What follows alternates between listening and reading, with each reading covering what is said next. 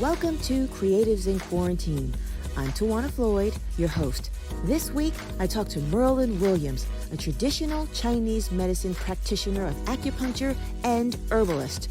Merlin goes into great depths about acupuncture, things that I didn't know and things I wanted to know. I love acupuncture, so this was a great conversation. We had a little technical difficulty, but we worked it out. Here's Merlin. But yeah, thanks for reaching out to me about this. You know, it's great to participate in what you're doing, and then also, you know, meshing it with what I do too. Yeah, well, 50 names came to me just like this, right? As I was writing this whole program down, what I was going to do, and your name came up. And the reason, I think, is because I've always been fascinated with you since the day that we met. Oh my God, what year was that? Was that like 2009, I think? We met at Apple. We were working there, and you had just started working there. And I always have adoration for New Yorkers when they move to LA. And I'm always very excited about that. But then you said that you were studying Chinese medicine, and I was, whoa. So let's start there. How did you come to decide to practice Chinese medicine, and then your trajectory to getting where you are today, now that you're an acupuncturist? Let me be clear about that. Yeah. So there's two important things that got me here. So the first is a friend of mine said there's a guy who just moved back into the neighborhood. His name is Dr. Woodbine, and he's teaching a seminar about men's reproductive kidney health. And I joined him at the seminar, and it planted a little seed. I still didn't know what TCM, traditional Chinese medicine, or anything was at that time. Right. But I did have a trip coming up to Egypt and Ethiopia. And I ended up getting the vaccines, but I didn't want them. So I reached out to him and I asked him, what can I take alongside with, what I have to put in my body just to be allowed into these countries? So he gave me a big bag of tinctures. I took it on the trip, and then I was taking these tinctures every single day, and I felt really alive and revitalized. My buddy was laughing at me because this bag was heavy, just filled with all this stuff he gave me. Mm-hmm. But that was the first seed that was planted. And then the second one, I was training Aikido in Brooklyn, in Gowanus, and there was a guy that I trained with, and I loved to train with him in particular because he was really, he was authentic. It wasn't really staged and choreographed. Like, he was really trying to hit you, and he was really trying to choke you and all that stuff. So I asked him after class one day, I said, how did you get to your level of proficiency this fast when you haven't been training as long as other people? And then he said he was an acupuncturist, and he said that he practices Tai Chi and Qigong. He balances yin and yang all the time. And I'm like, all right, but I still don't see the correlation. He recommended 2 books to read. I read those books, and immediately I decided, all right, I'm learning this. And I didn't choose the school in New York because they didn't make Tai Chi and Qigong a requirement in the process. The one in LA, out in Venice, is the one that did. So I chose that one, immediately put in a notice at, I think I had 3 jobs at the time. I put in a notice with all of them. And I said, I got accepted in the program. I hadn't applied yet, but that's how I kicked myself into gear. Yeah. And came out in December of 2018. And then I met you probably in January or something. Okay. Oh, it's 2018. Well, I came in December, and then I met you the following month. Got you. So I have a lot of questions. So what are the 2 books that he referred to you? One of them is The Yellow Emperors, and the other one, hold up. I always mix it up. I think it is, I should just be talking to you on my iPad. That would be easier. Hold on one second. And while you do that, why did you choose the discipline of Aikido? as opposed to other disciplines, other forms? Um, how did I do that? I went to a free seminar for it, and it just really resonated with me, because I had tried other things in the past. I started when I was like 6 years old with Tung Sudo, a Mm-hmm. Korean art form, and then I dibbled and dabbled with capoeira and other stuff. But it just really, that one just had a way with me because it wasn't about, I mean, there's hardly any offenses in that style. It's Mm-hmm. really about taking an attack and blending with it and then resolving it in a peaceful manner. Okay. But the ironic thing is when I started studying this, then I started to become interested in Wing Chun. Then I started to focus on that. The reason why is because your whole life, when you're studying Chinese medicine, your whole life becomes Chinese oriented. So Aikido is a Japanese art form. Right. So I started learning Mandarin. I started, eating like, okay, the food that we eat and we call Chinese food is not It's Chinese not. food. No, yeah. I just So saw a special on that where the question is what is egg foo what is chop suey, and chop suey is this made up American thing that doesn't really exist, but yes. right. So, I'm starting to eat authentic food.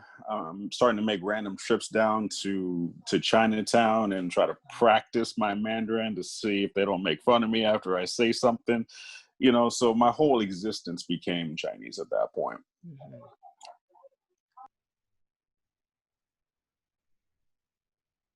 So in your formative years, I know for me when I was coming up, kung fu martial artists, Bruce Lee was a big thing, which is the reason why Wu-Tang Clan exists, is because of those times.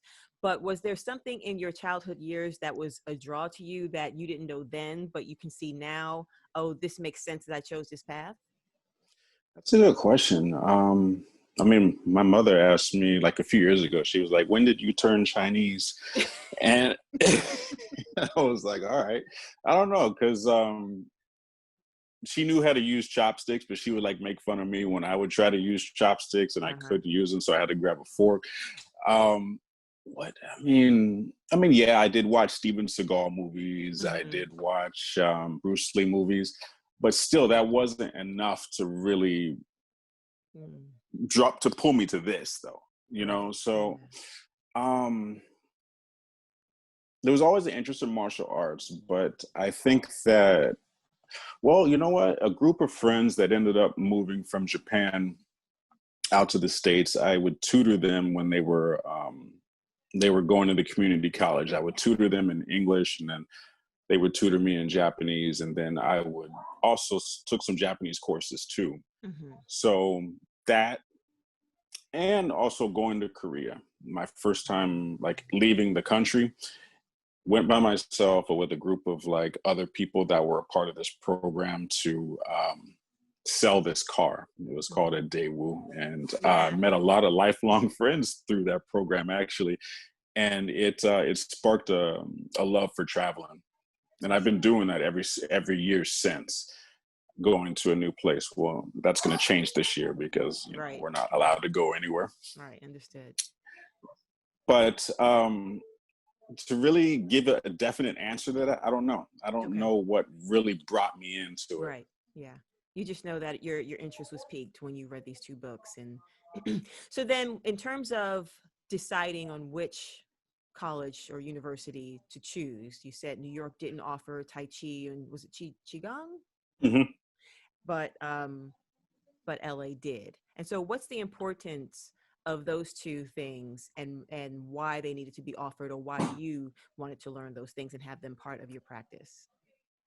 So when you're putting, let's say I'm doing Tiwana, which is like our special Chinese type of massage, Mm-hmm. or if I'm doing acupuncture or acupressure, I have to use energy coming from somewhere. I don't necessarily want to use my own energy. I can, but I'm going to burn out. You'll deplete And you. especially as the years go by, then I'm going to start aging a lot quicker than I really should have. Mm-hmm. So I need to pull that from somewhere.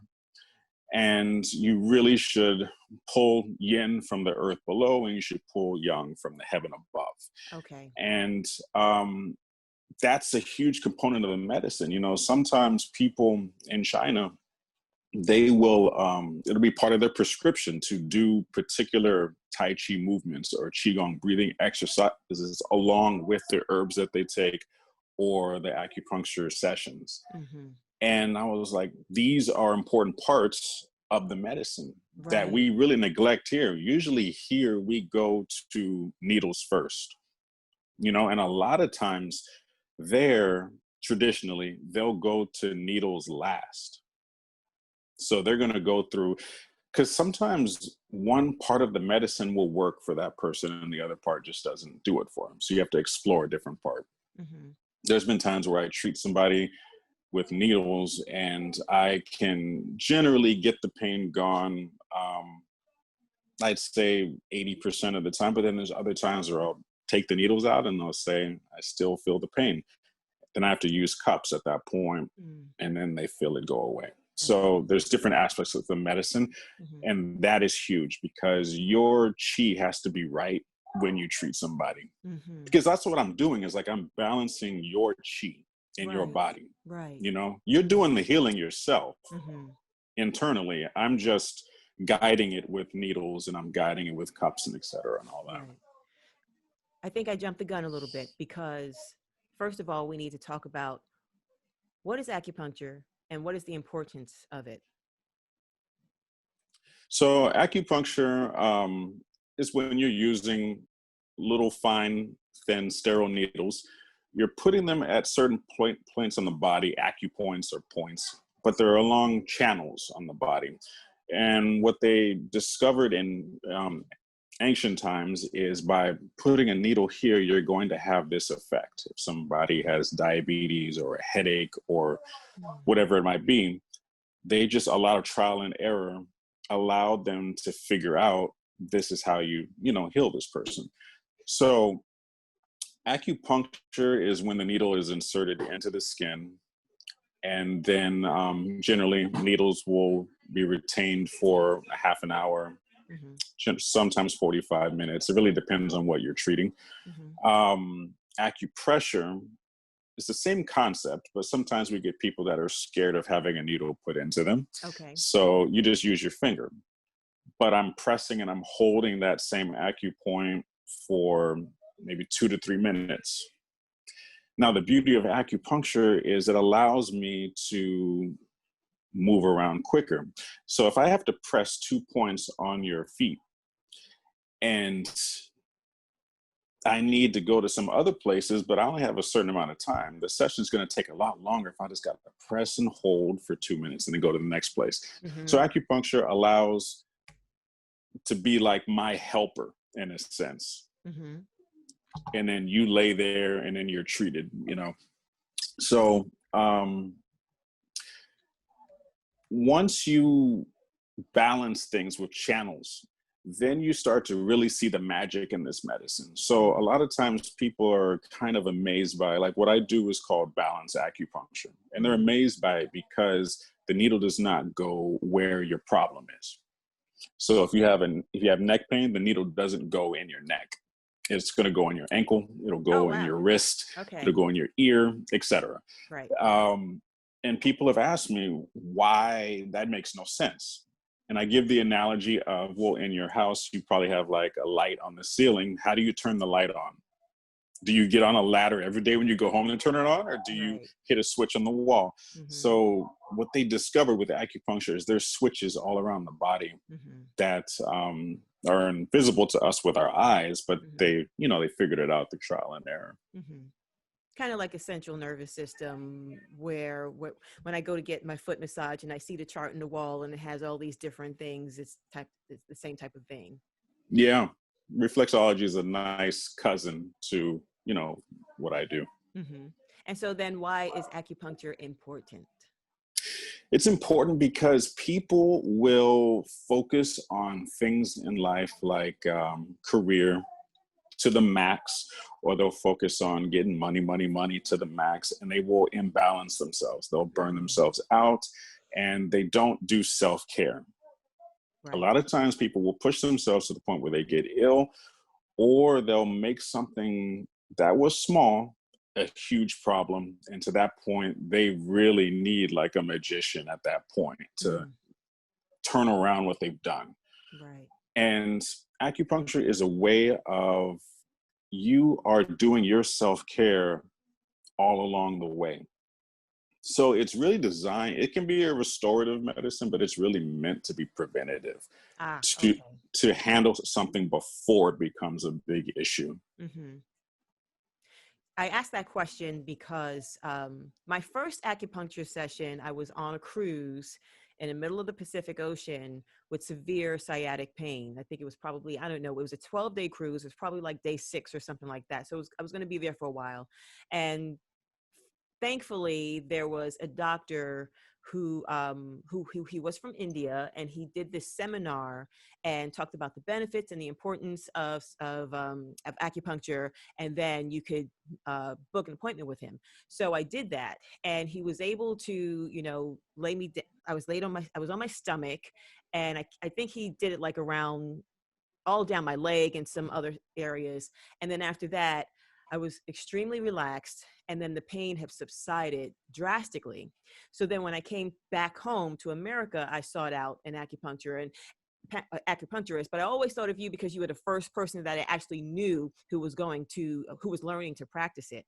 And so once I got back to America, found an acupuncturist, and I was going to her every so often, not very consistently.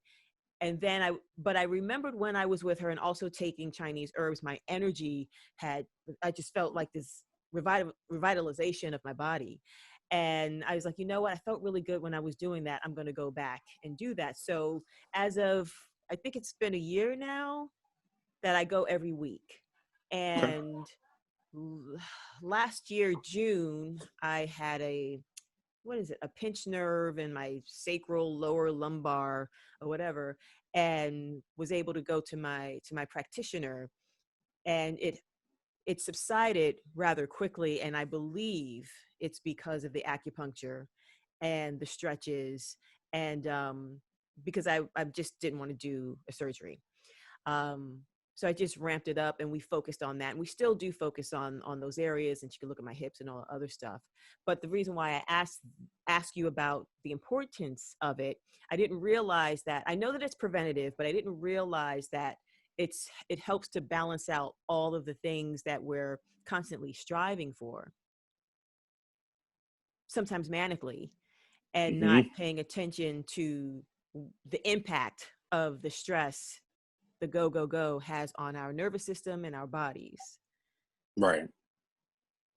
That's really ironic that the first treatment you ever had was on a cruise ship, right? Yeah. And so I did that when I left LA and came back to New York. Y- I You worked on a worked on a cruise cruise ship. ship. Yeah, yeah. So yeah, it was through Steiner, right? That was the name of the spa. I do not remember. It was Celebrity Cruises, but I don't remember So the you found out because somebody gave like a random seminar someplace on the ship, Yeah. and then you okay, Yeah. yeah, and then it's located in the spa with the massage That's therapist and all right. that. Yeah, Yes. that's exactly what I did. I did that for like 1.5 contracts. So what made you go that route? How did you know to do that?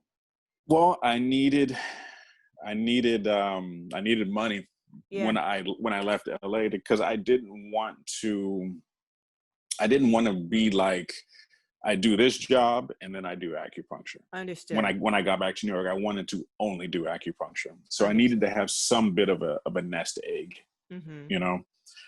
And it was good because it really taught me how to explain it to people, Yeah. and it gave me the experience of I always wanted to like take Toastmasters back in the day, but I never did. And that was kind of like a crash course in it because the second day, or is it the first day? It's either the first or second day you're on the cruise ship, you're immediately giving seminars. Like they just throw you in, because they have to make their revenue, you know? Yeah. And it was a real eye opener. And I can't see myself ever doing that again. Right. You know, It I was a just, moment. yeah, Yeah. but it was good for the time it was there. Yeah, I would think that doing that straight, because that was straight out of school, correct? No. So Oh, I had my practice in oh, LA, okay. and I then see. it was the transition. Yeah, yeah. But I still think it's a great way to like fortify, like you said, you always wanted to do Toastmasters, and I feel like there's nothing like on the job training to get thrown in the midst of something for you to learn really quickly how to master whatever skill that you have. But here it Hmm. is, you jumped right into this. And so the boat has, I don't even know how many people each boat carries, but it's in the thousands, the high thousands, I'm assuming. And Mine so, had 2,000 people and then 1,000 employees. wow. Yeah. Does that transition, or do they have like a non-compete, but working on a boat and having clients there, does it transition to your own private practice, or are they separate? um, you have to know how to transition it from one to the other. Mm-hmm. Because if you have to read between the lines, if you're just looking at it straightforward, then it doesn't. There's no connection. Mm-hmm. But but the one thing that you do learn is that you have to open your mouth and speak about what you do to random people. You know, if you're in the line at Trader Joe's, whatever it might be, you have to speak about what you do, because Mm-hmm. this medicine, it's yes, the person's coming for acupuncture, but they also want a connection with you as a person. Yeah. So yeah, you can know the craft well, but if they don't want you to do it on them, then it's not going to work. So Mm-hmm. you have to really be a personable person. That's what the cruise ship helps you to bring out. I saw people, um, because we're not the only people that have to give seminars on the ship. And I've seen people go from being very shy and timid to be more outgoing. Mm-hmm. And they have to, because you're doing this like 5 days six days a week, Mm-hmm. you know.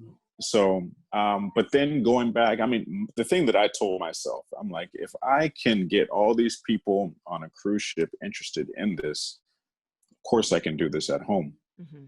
The only difference with a cruise ship is you have a captive audience. These people are floating That's and they're right. not going Yeah. anywhere. It's different when you're in the city. You don't have a captive audience. You No. like have to grab the audience, you know. Right. And that's a great lead into then how did you build your business? Was your first business in New York, or did you start in LA first? Start in LA. Yeah. Okay, so then how, oh my goodness, great. So then how did you build your business in LA and then move back to New York, almost, I guess, starting over? Yeah, it was starting over from scratch, Yeah. because it didn't matter how many people I had in my previous practice, it doesn't translate, Mm-mm. you know. I had to pull, I had, okay, I disconnected my Yelp from, because that was the primary way that I promoted online before, was with Yelp. I don't really focus on Yelp anymore. Mm-hmm. Now I focus more on Instagram, Mm-hmm. and through word of mouth. Word of mouth is the biggest one. Yeah. And just speaking randomly with people, like literally anywhere. Mm-hmm. Like I will, I people will just come up to me and talk to me about anything. Mm-hmm. I don't know where that comes from, but it's happened like that my whole life. So if you just want to talk to me about something, okay, I'm gonna throw acupuncture in there somehow. And people find out what I do, and then if it works for them, they try it out. But this is like the first time now through Instagram is like where I'm trying to actively put it out there. Before it was more I wouldn't, sure, in one aspect to be considered passive, but I'm a spiritual person, and I literally believe you ask and you shall receive. Yes, I do And too. I've made it that way through 90% of my practice, where Mm-hmm. if I need more patients, I literally ask Yes. and the phone rings. Right. It's weird. And a No, lot of I believe in people, that. Yes. And a lot of people don't really subscribe to that because it's just like, that is not a business plan. And I'm like, well, it's worked for me, you know? So Yeah. you kind of have to honor sometimes who you are as a person. And I am a spiritual person like that. Yeah. So, you know. Yes. I wholeheartedly believe in that. Yeah. I had a conversation with someone the other day, and just a random conversation which escapes me now, but she asked me, I don't know how woo woo you are. And I was like, well, I don't believe in woo woo, but I do believe in ancient wisdom. And so, I feel like by saying woo woo, it's like a fear to like embrace that that's something that you believe in. And I wholeheartedly believe in universal principles and ancient wisdom. And I practice the same way, where whenever there's a lull in my business, I just ask for it and it shows up. And also it's about changing my energy too, because if I'm living in some sort of like survival mode or afraid, then, it takes a little longer. But the moment that I change my mind to believe that all things are possible, I'm shown every time that all things are possible. Yeah. One thing that so my next area of opportunity is to be able to have somebody take over the sessions for me. Mm-hmm. But that has been the most difficult thing so far. I remember last year I was interviewing people, and the thing is, like, I deliver them in a very unique way. Mm-hmm. And because of all the things I'm combining into one session. When someone comes to see me, they're getting acupuncture, they're getting Tiwana, they're getting aromatherapy, and they're getting running cupping, is where the cups are moving and sliding, and then they're getting stationary cupping. It's a lot of stuff. Yeah. And it has to be done in a particular way that I figured out the order of all this stuff when I was still a student. Another student and I used to give each other treatments, like 2-hour-long treatments. Mm-hmm. And we would just feel so amazing. So it would be before any big test we had to take, we were like, hey, come over, man. We giving each other treatments today, but I remember when I graduated, I was like, how do I translate that into the business model? Because you're probably used to going in, you might speak with them for maybe 10 to 15 minutes, and then the treatment might be 45. You're out in an hour. Right. In LA, my treatments were an hour and a half. I would treat them for about an hour. No, I'm sorry, about an hour 15. And then we'd have tea time after the treatments where we just sit and talk about life. Yeah. But here, like, my treatments are like 2 hours. Wow. And That's a lot great. of people are like, there's no way people are going to come and give 2 hours of their day. But I would. I'm going to tell you, they do. People do give 2 hours of their I would day. take 2 hours. Yes. Because it's like, it's an experience that I want someone to feel and not just have a treatment. And so the reason why it's difficult to have someone do it in place of me is because I do want them to have their own signature of their own style, but a protocol has to be followed. And then when I see that someone's not taking that protocol, then it just puts me back to, all right, I just got to keep doing this myself, But I think that if I'm persistent, I will find the right person or people that will be able to do that. Yeah. And then you can just ask, who is the right person? That's true. So let's go back to cupping, because my first round, I had one practitioner, and then she moved to Florida. And that was the reason really why I had stopped at that time. And I went back to the place that she had worked in, and then worked with somebody else. Turns out that they were the owners. I didn't even recognize this. But I would always decline cupping with the other person because I would see the scars on people's backs and I didn't understand that. And then with the new practitioner, I was just like, I'll just try it and see what happens.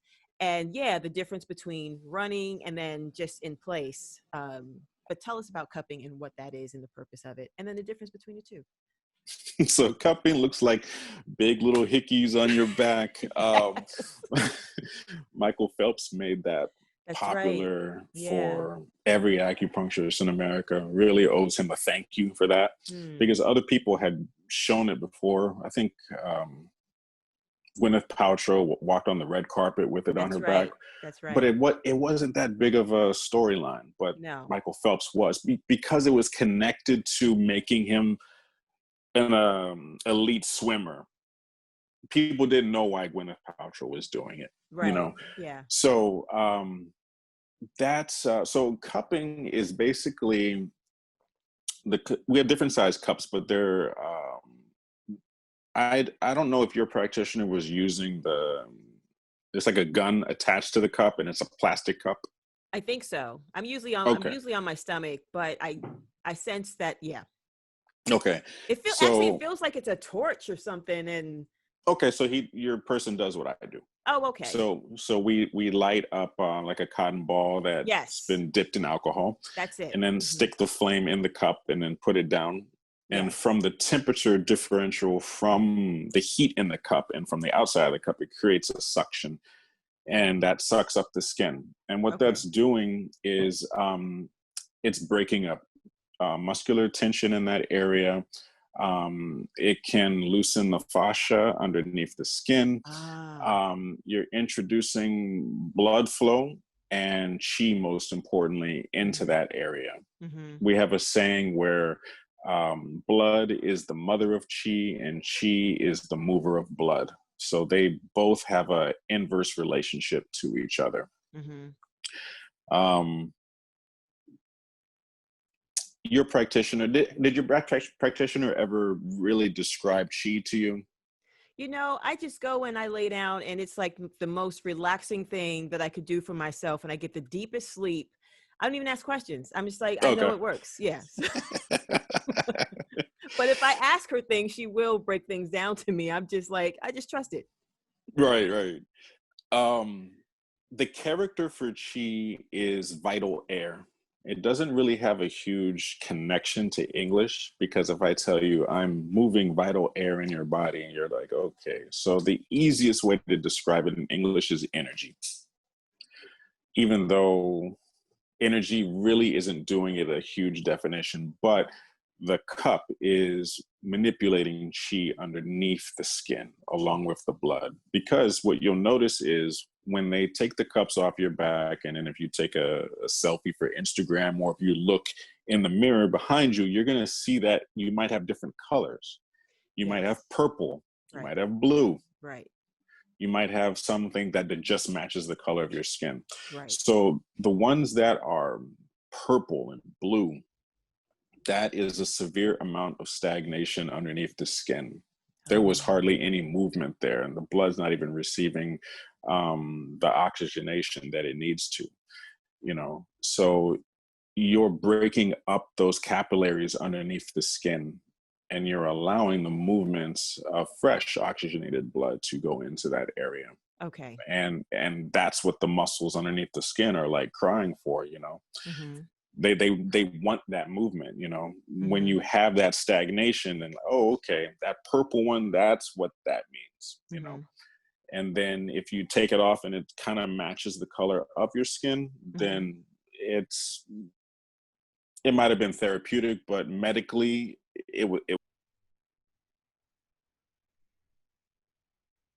And you talked about the differences in colors, because that was definitely going to be a question that I ask you, where I notice sometimes I'll be in a supermarket and I'll see people with like really deep purple, like up the neck and whatever. And so every time I get mine done, it's usually on my back in the lower region and across the top. And I'm always like, how come mine aren't like deep colors? And I want mine to be deep colors, but because I do it every week, maybe there is some healthy flow. I'm not sure. No, it's probably because you have good posture, and you're probably not holding all that tension up here or in your lower back the way a lot of us do. So it's good, you know, it's good that your colors aren't that. And then talk about the difference between, you said in place and then the rolling. Is that what you said? The running. Yeah. Because when I had that pinched nerve, that was the first time that I had the running, and it was intense, but it still gave some relief to the pain, to the pinchness of the nerve. So what is the difference between the two? So the running, you got to put down some oil and then you're moving it along the skin. So you're able to get a region as opposed to like a spot, you know? I see. So he did it like all along your leg. He did it actually like where this one area was on this side of the back, because that's where the issue was. Yeah. Yeah. So like, instead of like, let's say it's from here to here. Mm-hmm. You can't even see it. Let's say it's from here to here. It's easier to be able to just run from here. By the way, you would never do that on the arm. The person would be screaming. Because Yeah, yeah. yeah. But that was just for an example. It's easier to get a long region just by running the cups up and down. I'll do it like along both sides of the spine. Mm-hmm. And that is the bladder channel. And that is a huge channel, for not to go into too much into theory, but that you can really affect a lot of organs in a healthy way by learning how to work that channel properly. Okay. And so what I'll do is they're going to get both of that, you know, but there's a certain order that you should do it in too, you know, because if you have it sitting in stationary position, when you take them off, the skin is going to have these little mounds where they're like raised up. And then if you're going to run over that, that's going to be kind of painful. So you want to run first and then do the stationary afterwards. Oh, okay. All right. You mentioned diabetes as one of the ailments that acupuncture can help. And I want to go back to that because I know so many people with diabetes, and I don't understand the correlation of how acupuncture can help that. But being that it's such a large number of people who struggle and suffer with that ailment at varying degrees, some people are on the needle, some people are on pills. How does acupuncture help with diabetes? So that person's going to want to use acupuncture along with herbs.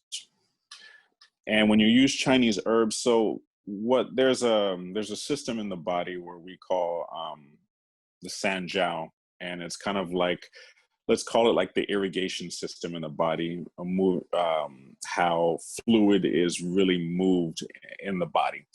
And by you doing acupuncture, you can manipulate how that qi moves in the body. But most importantly, generally that person's probably going to be coming from a place of deficiency. So you're going to want to choose herbs to be in a formula that person would take like 3 times a day to heal that, you know. And I'm speaking specifically of type 2 diabetes. Okay. Yeah, I'm glad you brought that up. That's the one thing I almost forgot about. The herbs, the combination of the two for me is where I feel the bolster of energy. And I know that is people are being prescribed based on their own specific needs. But talk a little bit about the importance of herbs in correlation with acupuncture. So herbs are humongous in this medicine. The only problem is it doesn't get the love that acupuncture gets, you know, because I think it's because of the taste. You know, a lot of people don't want to taste it. And here's the thing, it's like digestion starts in your mouth. When you put something in your mouth, you start releasing enzymes in your mouth to break it down. I never knew that. Okay.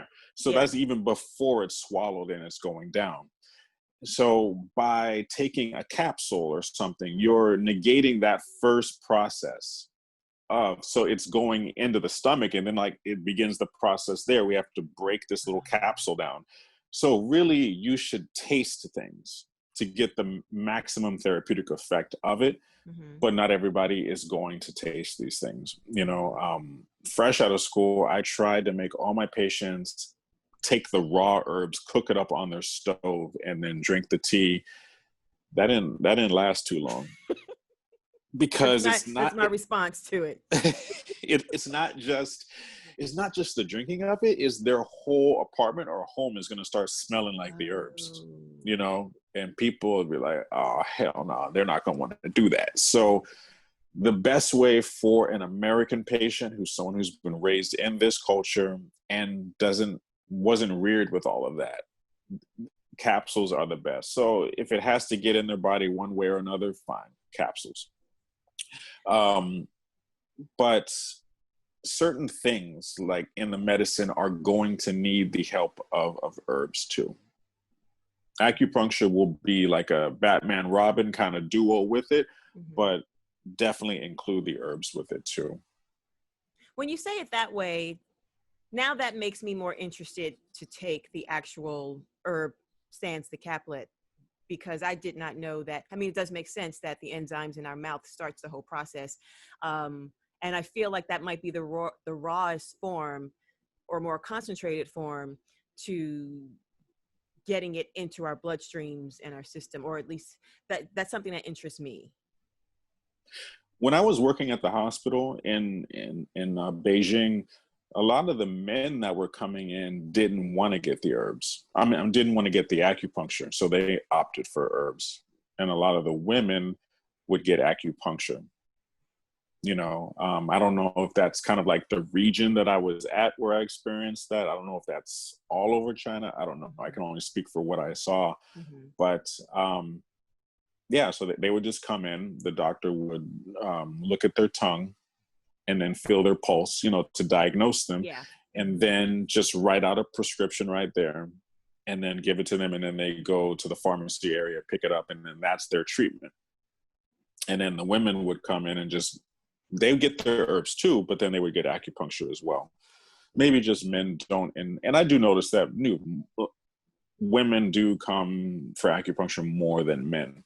Oh, wow. You guys can handle quote unquote pain more than it's not even painful. Yeah. But yeah. You don't feel it. The only thing that I feel is like I may have something like in my, I don't know, my ankle, and then I'll jump over here, or sometimes there's the wiggling of the needle that causes, and then she'll loosen it. But it's not really pain. It's just like an electrical shock. If I have to right. Yeah. Let's see. There was something else that I wanted to ask, and now it escapes me, but maybe it'll come back. But anyway, here we are in a quarantine. How are you doing business-wise with the quarantine? Because I know that my practitioner, they shut down for a little bit. Now, California has made them part of the essential workers. Did that impact you? Oh, I know my other question is, but we'll deal with this one first, and I'll come back to it. So did that impact you in New York? Yes. So initially, March was when we started, like late March, I want to say. And we weren't essential here at that time. Right. So I got a phone call from somebody who said, you're essential in Cali. So I went out to Cali and I stayed out, and I was working there until about the end of May. And then I came back here in the beginning of June. And then by that time we were essential here. So I worked all through COVID. I never stopped. I just had to use two states. I wish I would have known that. Because I'm dying to have a session with you. I'm going to get one when I come to New York. But had I known that you were in LA, you put me on that list for when you come to LA. And the thing, it was so weird because, you know, I didn't have an office space. So at first I was like trying to figure out how to do this. You know, I went and spoke with a really cool chiropractor out in San Pedro. But then the people that got treated from me before in LA, they're not going to go all the way to San Pedro. It's too far, you know. But so what I was just giving home appointments, like going to people's houses. Oh, okay. No, but I would have came to you if it had crossed my mind. That's okay. I know now. So my other question was, as a native New Yorker living in LA, I love New York. I'm always going to be a New Yorker, but in New York, it's very dense there. New York is very dense. The energy is dense. And then when you come to LA, there's something that's just lighter here. And I'm still not sure. Maybe it's because the concrete jungle versus lots of lush life here. I'm not really sure. Energetically, I'm not really sure what it is. So is there a difference practicing these modalities in New York on your New York clients versus your LA clients? LA is more,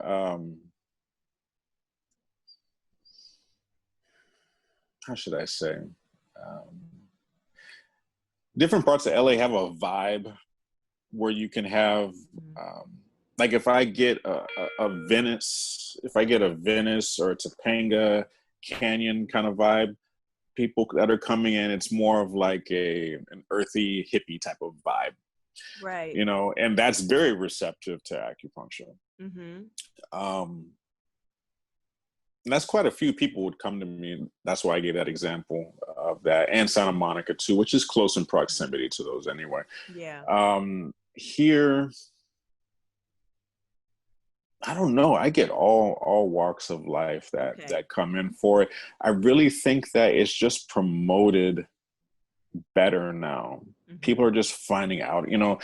I mean, I've had people that have come to me recently because they found out that Tupac's father was giving treatments, you know, in Harlem back in the day. I didn't know that either. Wow. Yeah, he was treating people for addictions, and he was using a protocol that we put the needles in your ear, Mm-hmm. and it pulls down your, you know, whatever you're feeling for in that moment. It's Mm-hmm. going to pull that down, you know.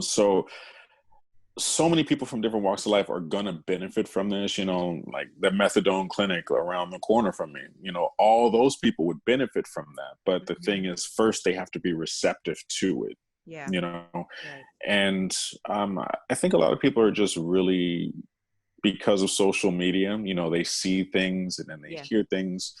Acupuncture is making a bigger presence now than it ever has before. Mm-hmm. But I've never had to go in either place. I've never had to go through this whole convincing somebody that it works, I don't or mean you should try it. Yeah, I don't mean from a stance of convincing somebody. I mean in terms of people's maybe tension in their body, because I like as soon as I get to New York, I get tense immediately.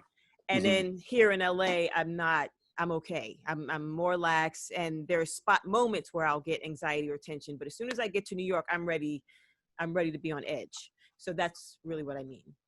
Okay. Yes. Yes. Okay. That's on blast here. Seriously. Yeah. And out there, the expansiveness of it, how it's spread out. Unless you're like on that 405 freeway every single day, then you might be a little bit in the same category. But it's just energetically, when you have so many people on top of you, your body is just going to start to react to it in a certain way. You know, you stick out your tongue for your practitioner, right? They look at it, and it's a lot of people out here have so many similarities on their tongue because we're all kind of going through the same thing together. Not because of COVID, I just mean because of the energy and stress of the city. Yeah. And then you'll see similarities out in Cali. So regional things can affect definitely what the people are feeling and showing. That was the question I was trying to get to. That's a good question. No one's ever asked you that before. Yeah, and here we are. We're in the quarantine. Everybody's isolated for the most part, and we go out for essential things, and then some people are doing more. But just the other day, I was in Trader Joe's, and we usually go Sunday in the evening. Well, we go sporadic times, but Sunday in the evening. And at that time, it's usually like less people. And for whatever reason, last Sunday, there was a lot of people and I felt myself getting anxiety. And I'm like, oh my goodness. So what's going to happen once the quarantine lifts and now we're coming back into being in public places with more than a social distance view? Yeah. The Trader Joe's here is bad. I'm sure. There's not many there. There's not many. No, but I mean, it's bad even before COVID. Like it's just the line. But this has made it worse. Oddly enough, today was the first day back to the gym for me because they just opened them up on Wednesday. So I went this morning, and I think it was my best gym experience because of how empty it was. Yeah. Because on your app you have to make an appointment. And then so you make your appointment, and then you go to the gym, and then there's a guy standing outside with his face shield, and he is going to measure your temperature. And then if you don't have a temperature, go right in, and then you hover your phone in front of the scanner, it scans you in, and then you go, and there are sanitizing things everywhere. Like Yeah. they've really upped it. Like before you'd have to walk across the room because there was one here and then one here. Yeah. They're everywhere now. And so like every bench and everything's just wet all the time, because if you're not wiping it, there's a guy coming around wiping it. So they really have stepped up their game. Okay. I'm happy to know that, because I haven't been to the gym yet. Mm-hmm. But I do like, that was a great experience, because I don't like being crammed all the time. You know, there's a part of me that loves the city, and there's a part of me that loves the beach and the ocean. So that's why like I go out to Rockaway like once a week. Yeah. You know. Yeah. So I can appreciate both. You know. Right. If I lived in nature, I would like the city to be maybe at least a 20-minute ride away. I don't know if I could ever leave it alone 100%. Yeah. Yeah. I'm the same. I like both the polarities of both of those things. So are you staying creative in quarantine? What other things do you do outside of acupuncture that allow you to be creative? If at all. Play that. I mean, before all this, I was focusing on a life in music. So I've been playing. That's one thing I've just done my whole life: play the piano, play the guitar.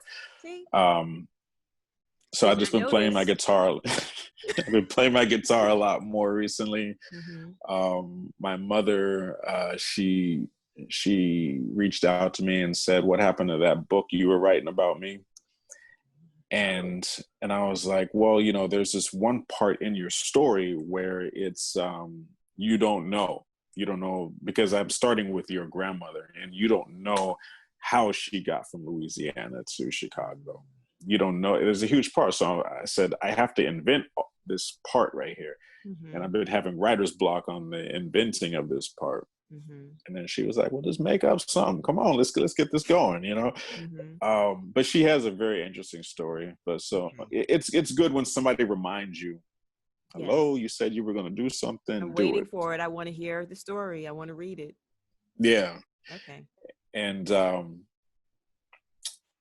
somebody we used to work with like recommended this one website, and this website you can get pretty much 90% of any books that you're looking for in electronic format.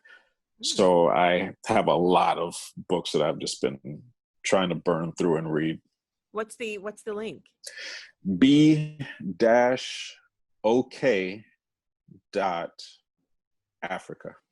Okay. I want to check it out. Yeah. What made you want to write a book about your mom? I mean, you said she has an interesting story, but then what was the impetus to say, I'm going to write that story? So I could get to know her better. You know, I feel that even with my father too, I would say that I just didn't. It's funny how you can spend time with people and don't know who they are. No. You know, like, okay, this is just a parent. But when you're like, hey, you have a whole story behind you, and you grew up in a time that I could never really know what that felt like physically. I can just imagine it. Yeah. So to really hear things from her point of view, it was pretty fascinating, you know, just like I'll look at somebody like Duke Ellington or Miles Davis or somebody like that, Dizzy Gillespie, but I'll look at them from looking back, and she'll be like, I was in the club there checking it out, you know? Yeah. So that's it's amazing to really have that period piece, but to come through the mouth of your parent, you know? They just have so many stories that if we can disconnect ourselves from what's going on right now. Right. Let me give you this. This is probably a huge lesson in my life. I used to go down to my family's from Alabama. So I used to go down every single summer. And my my great uncle, he was the father of Africa Town, which is in Mobile, Alabama. And I would go down there, and at that time I wanted to be a filmmaker. So I would just record. And whenever he would start talking about civil rights, I would always have my camera up filming him. Mm-hmm. But the moment that he would start talking about herbs and all that, I would turn the camera off.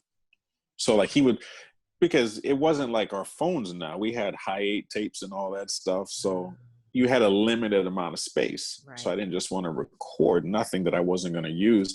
But he was telling me, okay, you know, when we have people passing out in church, you know, the person would take this little plant right here, rub it between their fingers, and make that person smell it, and then they pass out. Okay. He would talk about, you know, at a time when everybody in the area was dying because of yellow fever, we would take this, you know, little flower here, yellow top. So many things that I had herbalism in my family. See, that's what I was looking for. I was looking for like a genesis, a ground zero of where this little seed got developed, got put into your mind, and then you started to seek out even more. Then it's probably that. Yeah. It was dormant, and I didn't even realize it, and I re-realize it now when I'm talking to you. And it made an important impact. I was like, this guy used to tell me how he made his own soap, his own deodorant from scratch. And it wasn't like I had to go to a tradition from another country to learn it. It was just a birthright. It was just in my family. Right. And I squandered it, you know, because I could have had all that stuff written down in notebooks and then pass it on, you know, to my daughter. So it just let me know that, for instance, for her, she doesn't have to be an acupuncturist or an herbalist when she grows up, but I do want her to know what I know. Right. Because it is silly to have to relearn something every single generation. Or if the person doesn't tell anyone, then all that information is lost. That's why I love reading so much, because let's say you live 100 years and then I read your book of 100 years of your life. That means that I just absorbed 100 years of your life into my brain within like 2 weeks. Right. And then I can pass it on to someone else, you know, rather than living your 100 years, because only you can live your 100 years. But if I read 30 people's stories like that, the amount of knowledge that I can never amount with my own personal life, I just get it from other people's lives. So that's why learning is just so powerful to me, you know? Yeah. You know, I don't believe anything done is in vain. So although you didn't record those stories that your father was sharing, your purpose was to find a different way. So that's probably intuitively that your spirit knew to just shut the camera off, because your future self knew that you would come and get this information that you got. So that's not in vain. But yeah, you made a really valid point about for each generation to relearn. I never thought about it in those terms. And, you know, now that my grandmother on my mother's side, who was like my little lady, who I have an altar behind me of her, I'm like, oh, I just wish I knew to ask her more questions. I wish I knew.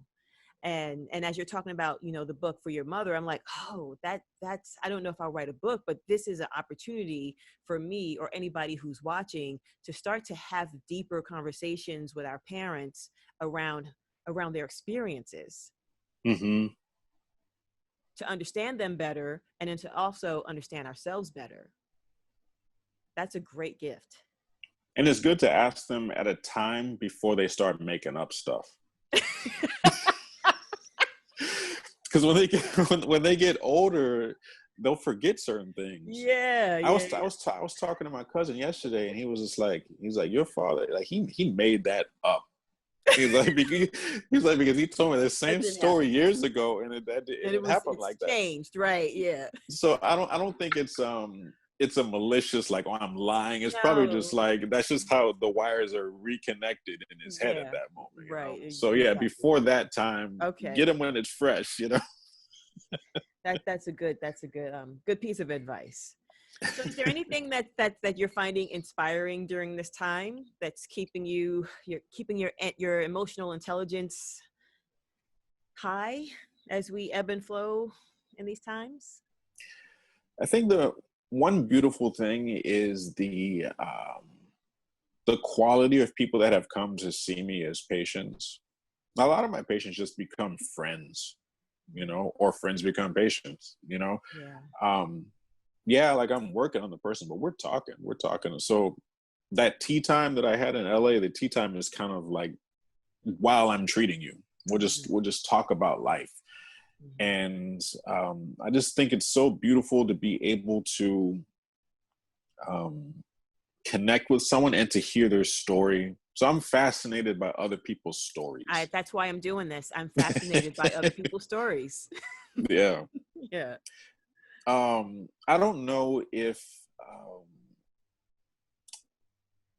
when you left, if this person was working there, but his company is called My Spoken Story. What's his name? You got me on camera forgetting. That happens. Mike, hold on, I'm gonna cheat and look it up. You have to edit this out. Listen.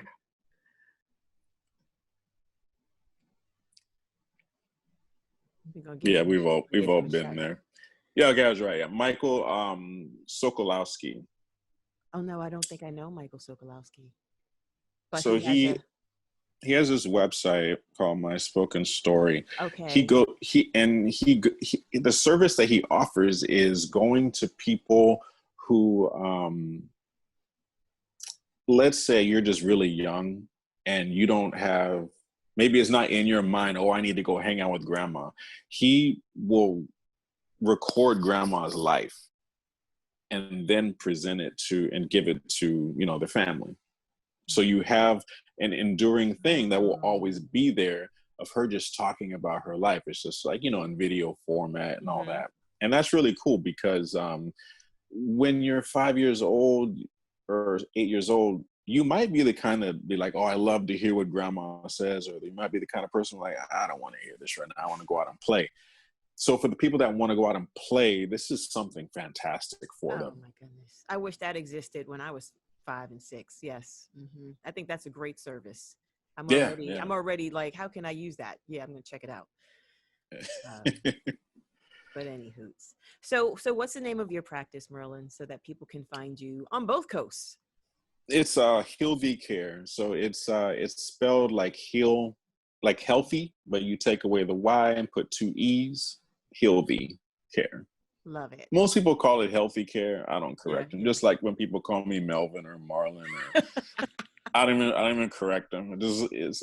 Yeah. They get the M right. I'm close like, all right, they must be talking Melvin to me. Right.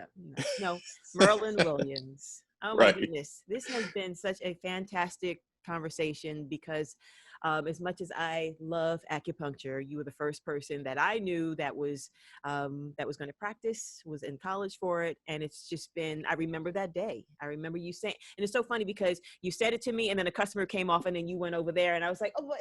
Yeah, because we're on a sales floor, so we're supposed to be working. But we just never really had the time to really converse. And so thank you for being here and sharing so candidly the beauty of acupuncture. Thank you. We used to have amazing conversations back in the day when we worked together, So I know. It's nice to continue it. Right. Thanks, Merlin. You be well. Thank you so much. I appreciate that. Thank you. Yes. All right. Bye-bye. Bye-bye. Thank you for watching Creatives in Quarantine. I really enjoyed that conversation. Merlin truly explained the elements of acupuncture and its benefits. If you learned something here, you should subscribe. That was a great conversation, as they all are. I have no favorites. See you next week.